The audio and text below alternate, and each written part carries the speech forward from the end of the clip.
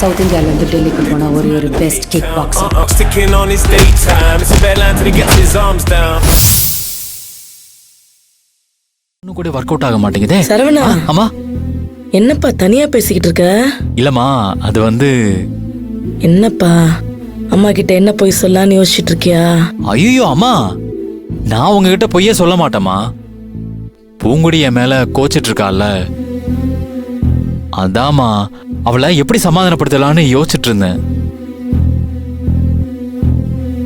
ஆனா ஒண்ணுமே புரியலம்மா, எனக்கு ஒண்ணுமே தோண மாட்டேங்குதுமா. அப்புறம் தான் எனக்கு ஒரு ஐடியா வந்துச்சுமா. அவ போற இடத்துக்குலாம் மன்னிச்சுக்கோ மன்னிச்சுக்கோ மன்னிச்சுக்கோன்னு எழுதி வச்சுட்டே இருக்கேம்மா. எல்லாத்தையும் எடுத்து படிக்கிறாமா, ஆனா அவ கோவம் மட்டும் குறையவே மாட்டேங்குதுமா. அதான் ஏன்னு தெரியலமா. ஓஹோ, நீதான் வெரி சரின்னு எழுதினியா? யோ பெரியமா, உனக்கு படிக்க தெரியல, அது வெரி சாரி. அது சரி. அம்மா இங்க பாருங்க, பூங்குடிக்காக நான் ஒரு கவிதை எழுதி வச்சிருக்கேம்மா, படிச்சு பாருங்க.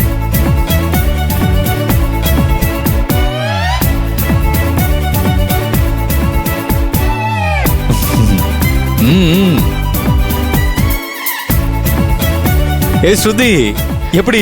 எங்க கொண்டா நான் பாக்குறேன். என்னடி இது?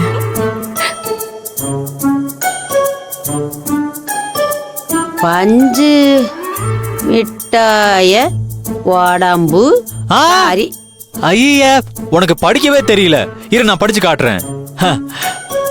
பஞ்சு மிட்டாய் உடம்பு, சீரக மிட்டாய் பல்லு, வறுக்கி மாதிரி கண்ணம், கொளஞ்சி முட்டாய் உதடு, தேன் முட்டாய் கண்ணு, தேங்காய் பர்ஃபி நெத்தி, எல்லாம் சேர்ந்த நீதான் பூங்குடி. பூங்குடி எனக்கு ஏத்த பாயாசம்.